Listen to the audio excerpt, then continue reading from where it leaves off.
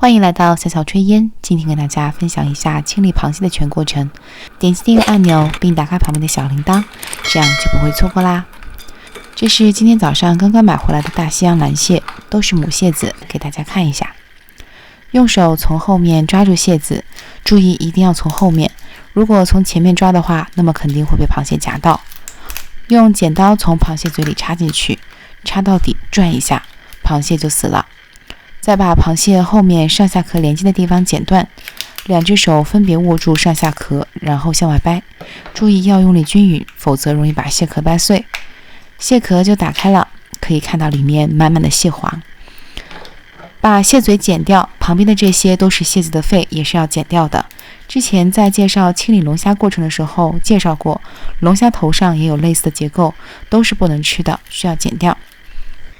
将蟹子从中间剪开，一分为二，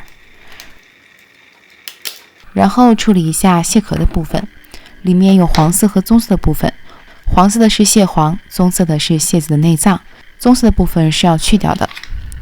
这就是全部处理好的螃蟹了，可以把蟹壳挑出来，给蟹身子上加上盐和料酒腌制，就可以用来做各种蟹子的菜肴了。下一期我们来做避风塘炒蟹。如果今天的视频对你有帮助，就帮我点个赞吧。感谢大家收看，我们下期再见。